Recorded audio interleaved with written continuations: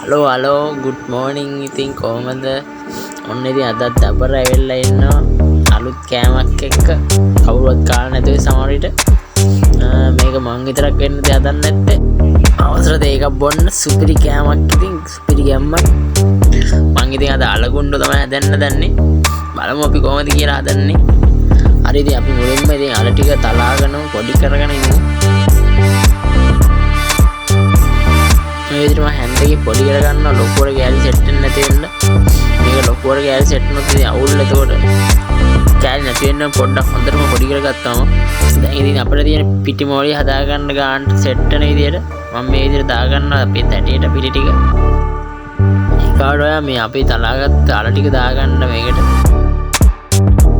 දැන් ඉතින් මේ පිටි ටිකයි අල ටික හොඳට අනා ගන්න ඕනේ මේ අනිවාර්යයෙන් මේකට වතුර දාන්න එපා හරිද මේ වතුර නැතුව මේක අනන්න ඕන. අන්න සෙට් වෙනවා මේ වතුර දාගත්තොත් නම් අපේ පදම අනිවාර්යෙන්ම අවුල්ට යනවා. ඒ හින්දා වතුර දාගන්න එපා. ඔයා හරිද? මේ විදිහට ලුණු ටිකකුත් දාගන්න මේකට.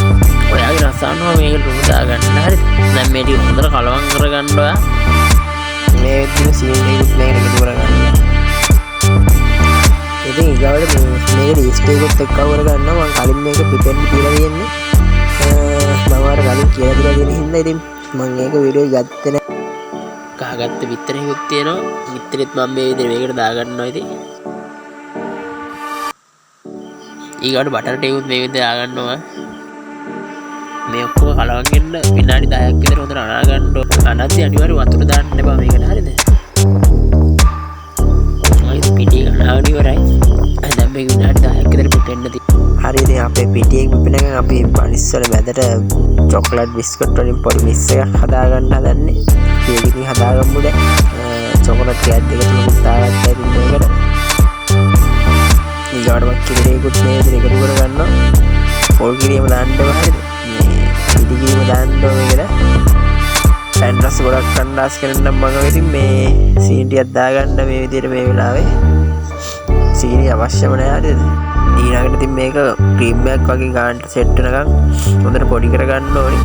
මේ කිරි දාගත්ති ගොඩක් දාගන්නත් බනිස් එක බේක් කරද්දි මේ පොඩ්ඩක් අවුල් ඉතින් එළියට එන්න එම්බලයි මේ එතන කිරි පොඩ්ඩක් වගේ එකතු කරගන්න. අන්තිමට මේකට එක්ස්ට්‍රා පැකට් එකකුත් දාගන්නවා. දැන් නම් අපේ ගානට මේක සෙට් වෙලා තියෙන්නේ. ක්‍රීම් එක විදියට තියෙනවා මේ ගානටවත් මේක ලයින් කරගන්න. දැන් ඉතින් අපේ අලගුණ්ඩ හදාගන්නයි තියෙන්නේ. පිටි ටිකත් හොඳට පිපිලා තියෙනවා. මේ පිටි ටික ගුලින් ඉහගෙන ඉතින් මේ ගානට අපේ ගුලි ටික හදාගන්න ඕනේ. සෙට් කරගන්න. මම ඉතින් මේ ටික පොඩියට ගුලි කඩා ගන්නවා. හරි ඉතින් මම ගුලි 6කට විතර මේක කඩාගත්තා. හරි ඉතින් මම එක ගුලියත් මෙහෙම තැටි තියලා තුනී කරගන්නවා. රොටි මේ හදන්න යන්නේ හරිද? බනිස් හදන්න යන්නේ.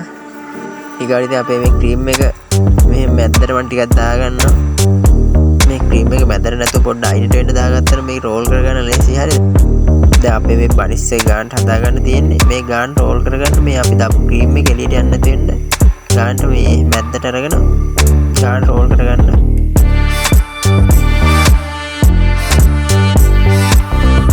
මේ විදිහට ඉතින් මම ඔක්කොම ටික රෝල් කරගත්තා. අපි ඉතින් අලගුණ්ඩ වල දැන් බටර් ටිකක් ගන්න දැන් ඉතින් මේ විදිහට බටර් ටිකක් ගා ගන්නවා. මේ විදිහට අවන්න විනාඩි 10ක් ප්‍රීහීට් කරන්න ගහලා තියන්න. අවන්නේට දාන්න තියෙනවා බටර් ටිකක් හරි එක්ස්ට්‍රා ටිකක් හරි ගාලා තියන්න. මේ විදිහට අපි අලගුණ්ඩේ තටියෙන් තියාගන්නවා.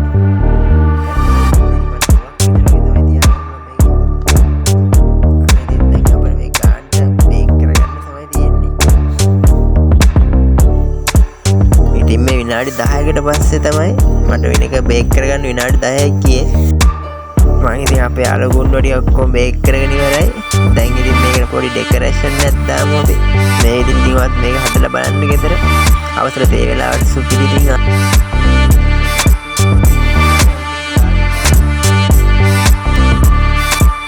ඉතින් මම උඩිනුත් මේ විදිහට සීඩියක් ගියා ගන්නවා ලයින් එකට. ඉතින් අපේ අලගුණ්ඩ හදාගෙන ඉවරයි.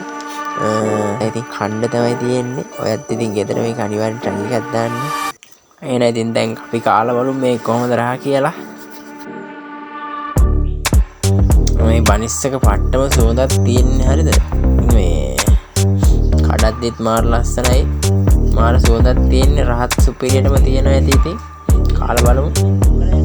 ඇතුළත් තමු නෑ සුපිරියට තැම්බිලා ගන්නට බේක් කියලා රසත් ඉතින් අවුලන්නේ ඇත්තටම සුපිරි රහත් තියෙන්නේ. චොකලට් රහත් වෙනවා කී රහත් වෙනවා ඔය සුපිරි ඉතින් අවුලක් මොනේ ඔයත් හදලා බලන්න ගෙදර හරිද. එහෙනම් ඉතින් මම අදට ගිහින් එන්න. දබරව සබ්ස්ක්‍රයිබ් කරන්න මතක කරන්න එපා හරිද. පරිස්සමෙන් හැමෝම ජය වේවා.